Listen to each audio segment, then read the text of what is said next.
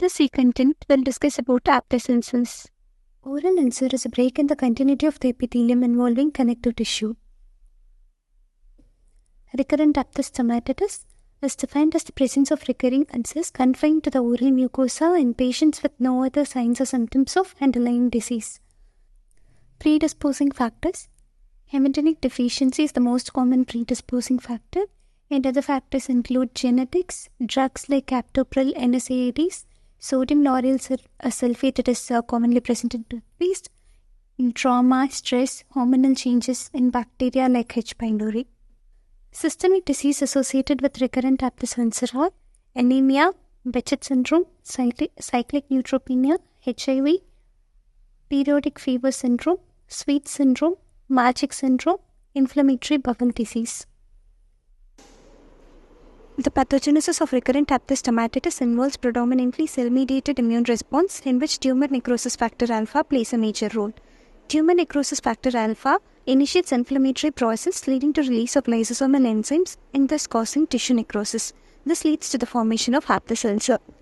According to clinical characteristics, it is classified as minor ulcer, major ulcer, and herpetiform ulcers. Minor Aphthous ulcer, it is the most common type of oral ulcer. It occurs in 1 to 5 in number with less than 1 cm diameter. It usually resolves within 7 to 14 days and heals without scar formation. It contains an erythematous hollow with fibropurulent pseudomembrane. Next type of oral ulcer is major Aphthous ulcer. It occurs in 1 to 10 in number with greater than 1 cm diameter. It is commonly seen on soft palate, tongue, buccal and labial mucosa. It lasts for about 4 to 6 weeks and it usually heals with scar formation. The ulcer is deeper than the minor variant. Herpetiform Aphthous ulcer, it is the rare form of oral ulcer. It occurs in 50 to 100 in number with 1 to 3 mm in diameter.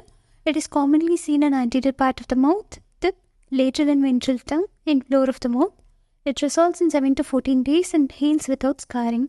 Because of superficial resemblance to primary herpes simplex virus, it is termed as herpetiform. Based on episode of occurrence, it is classified as type A, type B, and type C. In type A, the episodes last only for few days, occurring only few times a year. In type B, the ulcers are frequent and painful, lasting for between 3 to 10 days. In type C, the ulcers are painful, chronic, and in which by the time one ulcer heals, the another develops. Stages of Aphthous ulcer: prodromal, pre-ulcerative, ulcerative, healing, and remission. In prodromal stage, symptoms are present but no lesions are visible clinically. In pre-ulcerative stage, initial presentation of the lesion is seen, which is erythematous and slightly edematous. In ulcerative stage, the formation of epithelial defect can be observed. Healing stage, symptoms abatement and progressive healing. In remission stage, no evidence of lesion. On inspection, we'll be able to find the number, site, size, shape, edge, floor, discharge, and surrounding area of the lesion. Here in this lesion, it is observed that it is a single ulcer which is present in the left buccal vestibule in relation to 2526. It is oval in shape. The raised area of the lesion is the margin. Floor is the exposed surface of the ulcer, and edge is the area between the margin and the floor of the lesion. Differential diagnosis: traumatic ulcer, and the differentiating features are no history of recurrence in presence of trauma. And the next differential diagnosis is primary herpetic gingivostomatitis, and the features are primary prodromal symptoms are present in it. Primary lesion is usually vesical, secondary lesion is shallow with punctate ulcers. No erythematous hollow is observed in this.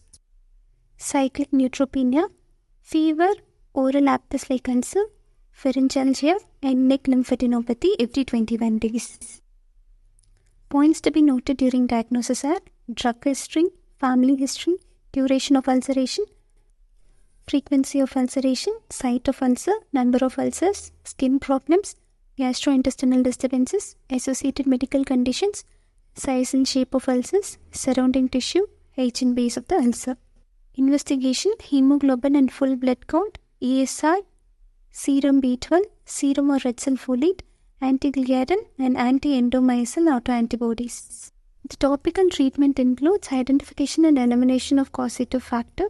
Topical medications are prescribed. topical lidocaine 2% thin, benzocaine lozenges, antiseptic and anti-inflammatory therapies like triclosan mouth rinses. Amlazinox is used in oral paste. Tetracycline mouthwash 5% twice daily is prescribed.